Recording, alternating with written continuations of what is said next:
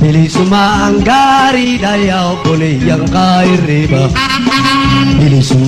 Bilisumaan gaariidha yaa obboleeyyan kaayirriba.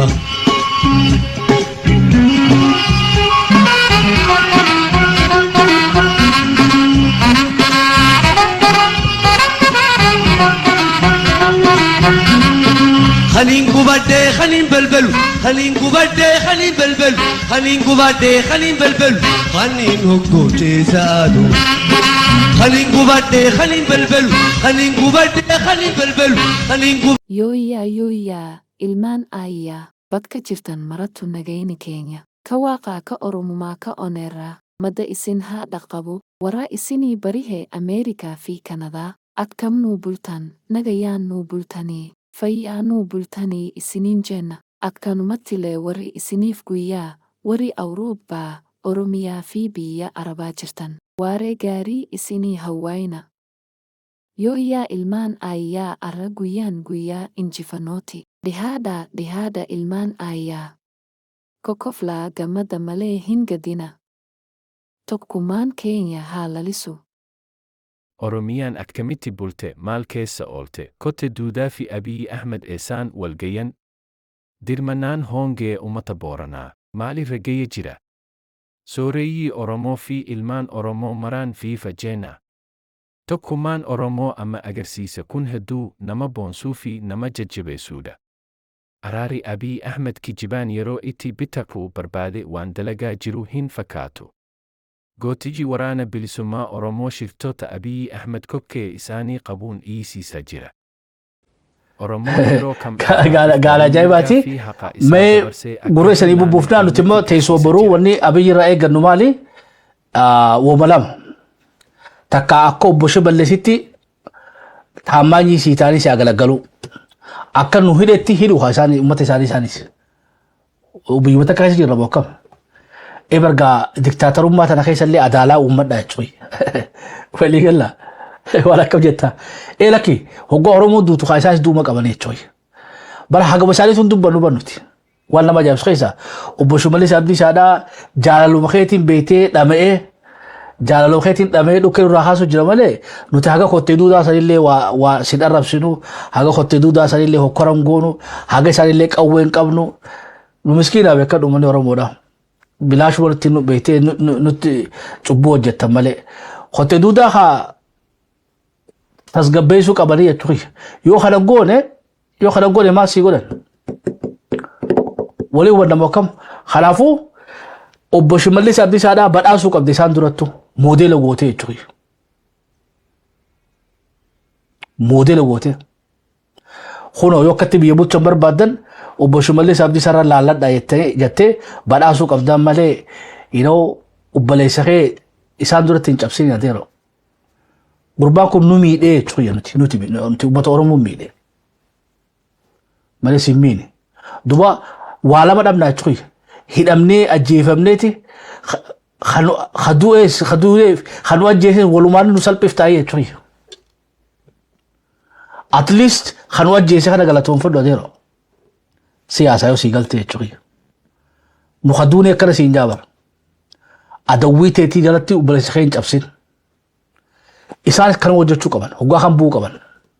Inumaatu Shimallis lachuutu haa bulchu. Akkas jenna akka shabboomii jetti. Obbo Shimallis Abdiisaadhaa walumattuu beektee tokko taanan jenne walumattuu haa bulchu. Kanaafuu har'a Iskindir Naggaadhaa odoo Oromoo ta'e Oromiyaa keessatti qabamee gadhiifama jechuudha. Nu dhiiftanii akkasii ni jira. Ni jira hin jeebara. Gumaa saaqataa bara hayyuu keenya Iskindirra caalaa jechuudha. Kabajuma isan gaafannee gadhiiftan malee nama mootummaan hiitee deemtuun itti marsinee dhahaa guurannee bannu ni beeknaa jechuudha teenya. So rakkummaan guddoon walummaa isarraa fokkotaa keessa beektee fuula lamaan beektee biyya tana bikka lamatti bulchita. Haala ushururuu gootanii haala immoo lafarra hiidanii jechuudha. Bikkota akka lafar nu rigaa haa jarana justisiin akkasa jechuudha. Yeroo نوبة موكم إخبر وان وبوش مليس أبدي سادا إسان ديفهم التقافة في وان التقيقة مسنة ملتو يتخيا نمني سيرة بارتي داج أبسي نمني بيتي دلقا نمني بكلمة أبتو جلو ساني يتخيا وري فانو قوي سيسي ساني وري بيتي أمالي إفبرا خطاني بيتي بيغوتو سكا خاصو جلو ساني يتخيا I think أنمو بطانا فكاتا شاروخاني ميغا تيسو برودان إلا الله اتريان دهان መረጃዎችን ይዘን ተመልሰናል። አዘጋጅና አቅራቢ ኤፍሬም ሳሙኤል ነኝ። እስከ ፍጻሜው አብረን እንቆይ። ክቡራን አድማጮች እንደተለመደው ይሄ መረጃ ለብዙ ሰው እንዲደርስ ይረዳልና እንዲሁም ደግሞ ብቻውን እየታገለ ለሚገኘው ወገናችን በአጠቃላይ ድምጽ ለመሆን ስለሚረዳ ወዳጆቼ ላይክ በማድረግ እንድትጀምሩ ስል በትህትና ለማትጀምሩ ስል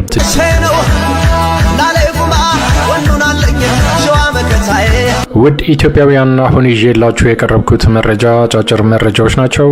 የመጀመሪያው መረጃ የብአዴን ከፍተኛ አመራር ባለፈው ሳምንት ባወጣው ጠንካራ መግለጫ የተነሳ በርካታ ኢትዮጵያውያን ድጋፍ እየሰጡት እንደሚገኝ ይታወቃል። በዛው ልክ ደግሞ በብአዴን አመራሮች ላይ ከፍተኛ ጥርጣሬ ያላቸው ፖለቲከኞችም እየታዩ ይገኛል። ነገር ግን የብአዴን አመራር ያልተጠበቁ ውሳኔዎችን እየወሰኑ ይገኛል። ህዝቡም ጊዜ እንዲሰጣቸውና የጀመሩትን መንገድ አጠናክረው እንዲቀጥሉ እየጠየቀ ይገኛል። የአማራ ህዝብም በተለይ ደግሞ ወጣቱ እጅግ በጣም በሚያስገርም ሁኔታ ለለውጥ መዘጋጀቱን አሳይቷል። በጎንደሩ ስብሰባ ላይ የብአዴን አመራር በርካታ ጠንካራ ጥያቄዎችን ማንሳታቸውም ይታወቃል። ለነዛ መልስም በነገው ዕለት ጠቅላይ ሚኒስትር አብይ አህመድ የብአዴን ከፍተኛ አመራሮችን በቤተ መንግስት እንደጠራቸው ተነግሯል። ይህንን በተመለከተም የብአዴን አመራሮች የመጨረሻ እድላቸውን እንዲጠቀሙ የያዙትን አቋም አጠናክረው እንዲቀጥሉ በርካታ ኢትዮጵያውያን እያስጠነቀቁ ይገኛል። እየመሩት ባለው ክልል እጅግ በጣም በሚያስገርም ሁኔታ የተፈናቃይ መናኸሪያና በችግር የሚተራመስ ክልል እንደሆነ ተረጋግጧል። እነሱም የመዳኛ የመጨረሻ እድላቸው እንዲሁም ደግሞ ክልሉን እንደ ክልል ኢትዮጵያንም ደግሞ እንደ ሀገር የሚያድኑበትና የመጨረሻ ውሳኔ የሚሰጡበት የነገው ስብሰባ እንደሆነ ፖለቲከኞችና የአማራ ህዝብ እያስጠነቀቀ ይገኛል። በዛሬው ዕለትም ሽመልስ አብዲሳ በሸገር ከተማ ምስረታ ላይ የተናገረው ንግግር ብአዴኖችን እልህና ቁጭት ውስጥ ሊያስገባ እንደሚችል ተነግሯል። ይህንን የተመለከተ የብአዴን አመራር በነገው ዕለት በአብይ ላይ የሚያሳዩት ቁጣና አቋማቸው እጅግ በጣም በጉጉት እንዲጠበቅ አድርጎታል። ይህንን በተመለከተ ወደ እናንተ ከሚደርሱት መረጃዎች መካከል ይገኛል። ጋዲ አገርተሪ እቹኺ خطي دودا مشيغي شرانو تبيالا تبيا خيسا توربيا خيسا ودون دي بالبلاني بيتي دينينا خنا جاني في تشوي يمچارا شادلي ما قولوا داني تشوي what they mean by that هو لي قال بوكو خرب ميكا دفاجا جرو خنسا ولا قال دفاني انتاني في فيني خيستي افال روموتي في لابا ماري انتاني في سينودوسي دفاي انتاني في اما مو دي غامبلي ونيدان بيتي اوبيديو اماراتي ني غامبلو غدو بربادري يچوي نوتي ولا ينو مال جولي بيتي اورومبودا تاچكسيرتنين يا اخي خبجا في التورا ودو حساب بكسجراتني اكن سني فيمن هيدا غافي اذا راسي تورنسني بولش جنيتو خاجلا بوله بكم وخطرات تيسدي يچوي بريرو غري اكنا نما اوغا غري لالو وال خطيدودان بيتي مسرار كاقبد فكاتي يچوي اكل اسلامو ارغمو جوتن you know you're too apologetic I don't know why you know هدو بيتي إسان كانوا شرورو قديسو في ركاتشو في مدو يا أخي سابا ميلو ترباتا بنا على التنبار أوروبو جو تجرخ واتك كسير راترو دادو يچوي فربان خيسان سابا خيسان كابتشو that's it خلانو سنبر باج خطيدودا يا أخي أورومون بيتي نانو فنفنة يتوني جيسي يچوي أورومون فقودا بيتي بار طولمني نانو فنفنة جرو غال خلاف سبا خيهيته قديس dura Booran irraa nu jalqaba. Booranaa fi Gujii nuti amma beektee akka amma last chance if maarree jennee illee siyaasaan goonu haala isanii anjaa'u karaa isanii anjaa'uun karaa siyaasaan ta'e ittiin tuqabdeen karaa beektee namni isanatti hin oololleen Boorana Baraaraa fi Gujii. Kana booda ammas tartiibaan warra obboleen keenya qeeroof qarree abbootii gadaatii fi abbootii amantaa qabadhaatiif qeeroof qarree barsiifadhaa gadhiisa.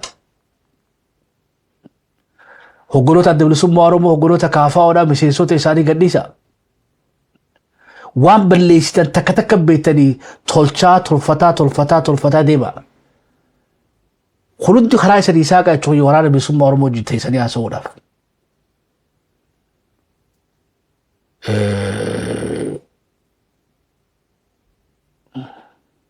Walii gala. Kanaafuu irra deebiidhaa wanni nu jennu ushururuu dhiisa. Aangoon harka keessa jirti. Aangoo teessaniif fayyadama. Seeruma addunyaa kamittuu namni paartii keessa taa'ee paartii isaan qeequu jechuudha. Ala bahee miidiyaa irratti immoo tun jirtu addunyaa irratti hin agarreef hin jedhu. Faallaa paartii keessatti dhaabbata. Dimokiraat taateetti Joo Baayidenitti uummata kakaaf taa'ee jechuudha. Yoo resign yoo beekte poolisiin Joo Baayiden siin ta'in malee Joo Baayiden hojii teessee uummata Ameerikaatti kaa jaasa totorraa kan ofirraa kuffisaan jettuun jechuudha. Hayya qabxii itti aanutti dabaru.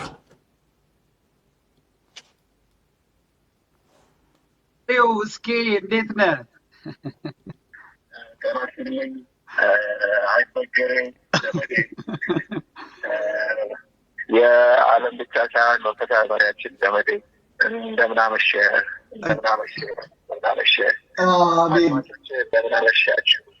አሜን አሜን። እግዚአብሔር ይመስገን በጣም ሰላም ነን፣ በጣም ደህና ነን። አድማጭ ተመልካቾቻችን እንግዲህ ለርቆ የቀም ከአይናችን ርቆ የነበረው የነጻነት የአርማ የጽናት ምልክት የሆነ ወንድማችን እስክንድር ነጋን ነው መስመር ላይ የምናገኘው። ሁላችሁም ደስ እያላችሁ እንደሆነ እናውቃለን።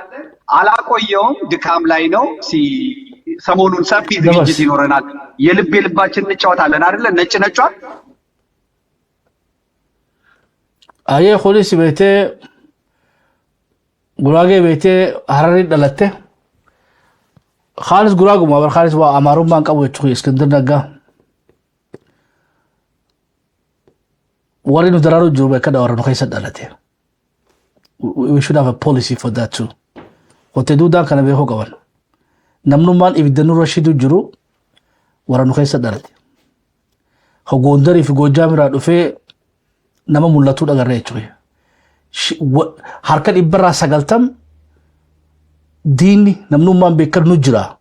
Afaan Oromoo beeku Oromiyaa keessa dhalate. Kanatti to'attanii wallaatanii jechuudha. Qabxii itti aantu nu shabbo.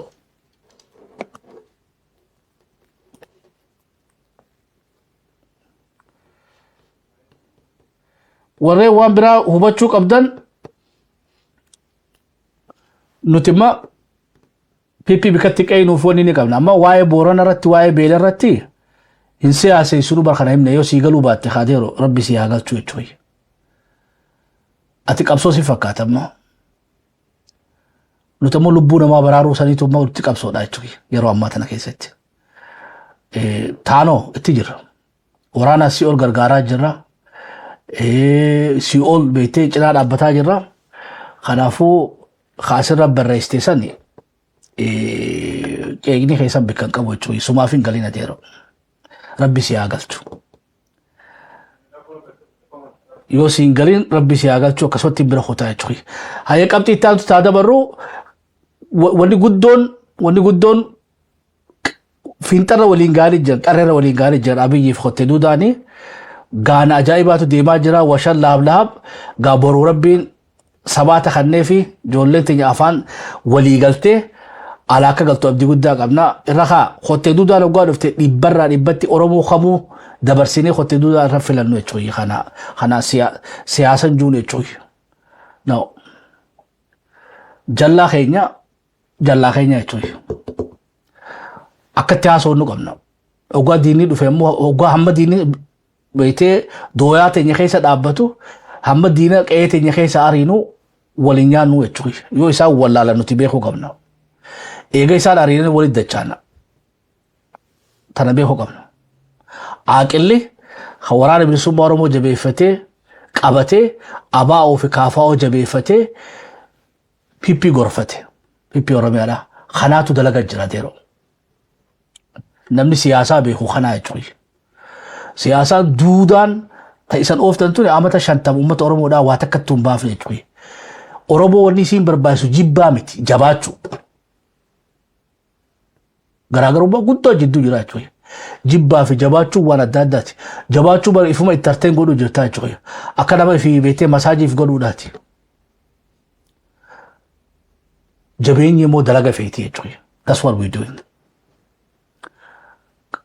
Mooraa teenya jabeeffachuudhaaf dalaga jirra. Jibbaadhaaf immoo yeroo hin qabnu. Lolaatis odoo jabaachaa numa deemtaa radeero. Lolaas ittoo jirra jechuudha. Ammoo afaan tolaa, lolaa afaan tolaa, lola hamaa gaggeessi afaan bareedaa qabaadhu. Siyaasa jechuun akkasii jechuudha. Qabsoo jechuun akkana.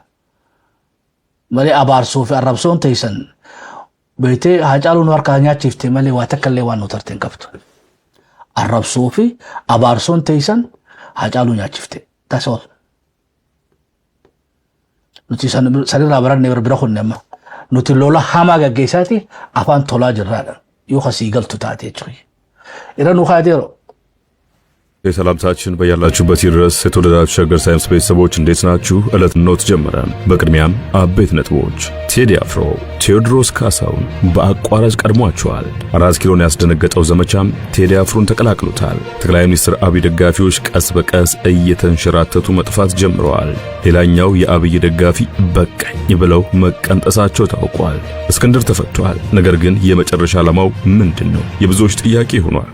መንግስት ባስደነገጠው ጉዳይ ወስኗል። በአማራ ክልል የተበተነው ውሳኔ በዜናችን ይዳሰሳል። እንደተለመደው እየሰማችሁን አብራችሁን ቆዩ ብለናል። ወደ ቀዳሚ ጉዳያችን አመራን።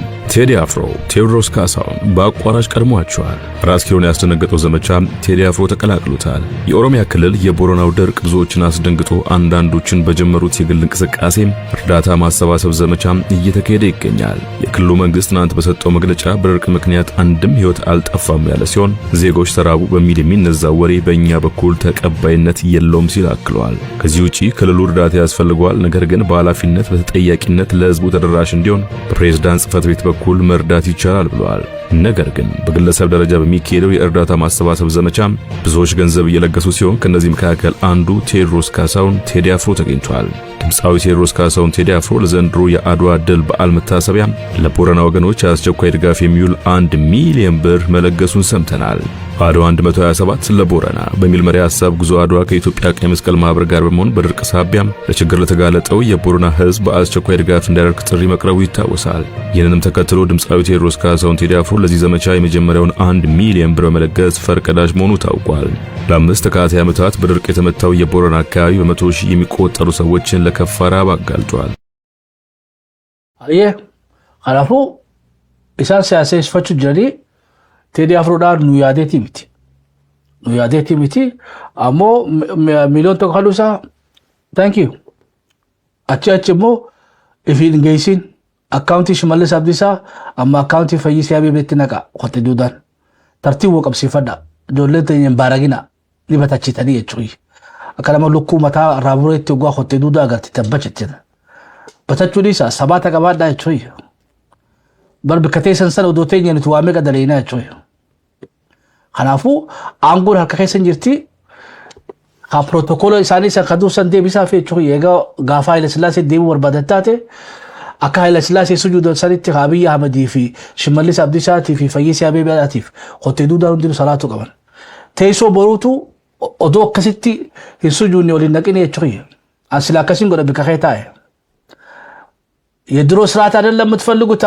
እንግዲህ በድሮ ፕሮቶኮል ነው መቀበላችሁ ሐርከከረ ጎዴቲን ቤቴ ቦና በልውጡና ሁላችሁም እንግዲህ በኃይለ ሥላሴ ፕሮቶኮል መሰረት እጅ እንድትነሱኝ እጠይቃለሁ። በልውጡ ባለጌዎች አከሲ ሁንዲ ሳኒ ጅልባን ዴማ ሲጥፉ ቀበኒ የቹይ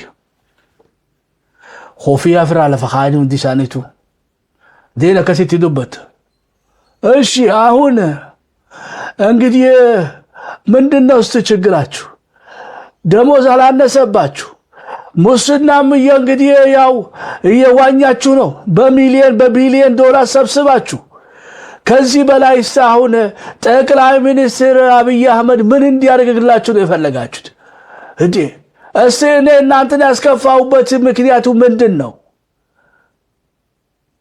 በሉ ሁልሽም ወደ ዘብጥያ ሂዱና እኔም በስነ ስርዓቱ እጅ መንሳት የሚፈልግ ነው ካም በኋላ የአማራ ክልል ማስተዳደር ያለበት።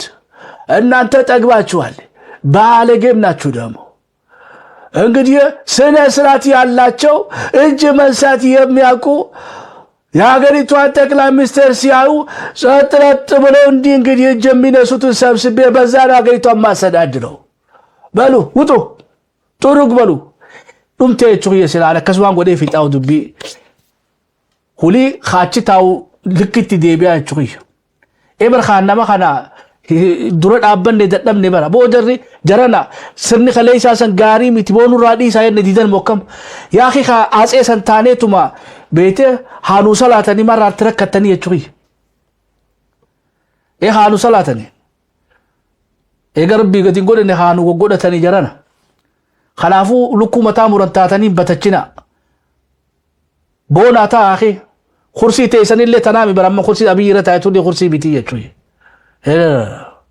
مخداف جلا خياديرو مخدا دهابا يچوي ميل خير رخايتي خرسي غدو بيتي تدهابا سن رتاي يا اخي متلخا بو غلمنتاني بر تقلال مستر اثيوبيا نا حنقاچ غباجو توكسوت تيبوني تجرا خنا هوغا خوبيت يدغ تملي وجنا سير يچوي akkasi kabaja be khanifin jebaradero isan hogwa bete ate osentu bete kabaja akkasi san rafudatin isani buluntan ورب الكعبه مقاوا قرمتي سني خد غافا isan bika khaysantan hundi khaysanu khobe isani dugachu taysan hundi khaysanu khalafu yotti wallatan nalikaysa baru khursi san ana fidate dufachoy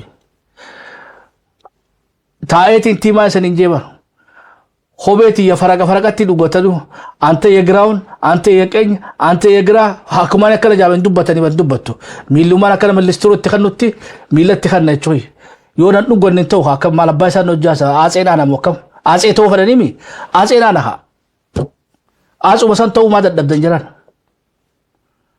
ዱብንቴ ሰንቱኒ በር ጠቅላይ ሚኒስቴሩ ፊንሴተኒ የቾይ ورب وني سريتها نو ونن قبدني خيري لا امه ميلو ترباتم قبدني مالف خوبيته سنتكن هادو غتو جرني ولي قال لمكم وي اي اودو تالسو نو دور شبو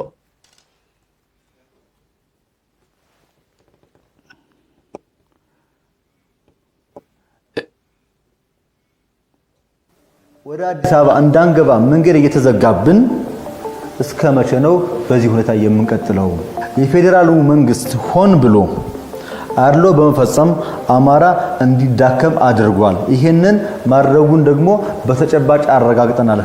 የነሽመልስ ካቢኔ እሳት ለብሰው እሳት ጎርሰው የአማራ ባለስልጣናትን ይተቿቸዋል።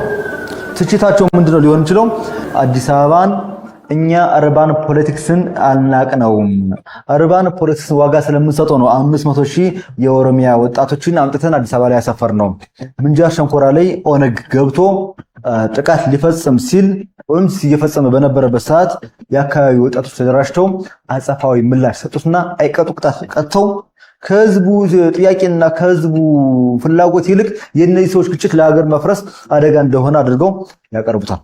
ዋና ርዕሰ መስተዳድሩ ዶክተር ይልቃል ከፋለን ጽንፈኛ የሚል ታርጋ ለጥፈውባቸዋል። ምን አይነት ጽንፈኛ እንደሆኑ አልገባኝም። ጎጃም ላይ ትናንትና ተፈጠራዊ ታይታችኋል። እስክንድር ነጋን አላሳልፍ ብሎ የተነሳ ወጣት ይህን የኢትዮጵያን አብዮት የሚመራ ህዝብ ነው። በዚህ ዘመን የብልጽግና አባል መሆን የብልጽግና አመራር መሆን ማለት ለንስሐ አባቶቻችን እንኳን ደፍረን የማንናገረው ኃጢያት ማለት ነው።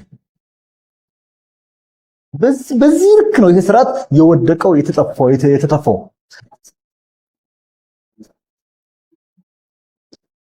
ቱኒስ ሀጋ ሱባ ጋ ጀራ ከላ የፍራ ቤቴ የፉለት ይኸነን የፉለት ይኸነን ረኮንቴ ሰንጉዶ ረቢ ሁመና ሰን ያኸኑ አቲክ ሰረት ዳምነስ ዋመኝ ቀብቱ ያ ሱበረት ፍራጡ ቡራ በሩሜጋ ኦልሜ ሳኒ ራሶፍና ወሸላ አብላብ ካባ ማረጅረኒ ዲበራ ዲበት ገባሳ ሰኒፍ ገልችና ተበሩ ወኒ ሻሩኻን እንጀን ቢኮዝ ለጉዳ ሐርከሳ ጀቲ እቺ ኦቦ አብይ አህመድ ከሞን ተራተና በከሉ ተራተና ወመላማቾይ ፓርቲ ኸ ዮ ኸሰ ጅራተን ዋን ፓርቲን ከጀቱሰን ከሮራ ኸቲ ኢማመት ኸጉቱ ቀባን ፓርቲ ሰን ከሰታኒ ፓርቱ መሰኒት ሆገለ ታኒ ፓርቱ ሰኒ ራሚንዳ ኛተኒ ቢየቲ ሳመኒ ሚሊዮነራፍ ቢሊዮነራት ታኒ ኢሰን ከረቀቁ ፈራፍሱን they need to resign ዋን ሳመኒ ሲራ ዴቢሳ resign ወሲሳ ዮን ፌዴ ቹሪ ኦቦ ሽመልስ አብዲሳዳ ከይሳ ሂመቹ እንደውኑቲ አተሞ አመንቱማ ሲኸነ ጅራቹ this guy served you very well አመት አፍራን ከና አካጃይባ ሲተጃጅለ ቹሪ ሲዋቄ ፈቴው ጀኔ ረበሬዱ ሽመልስ አብዲሳዳ خرافو خا تقولت ادغلا تخايف بالبانا you need to appreciate him قود خاو قبده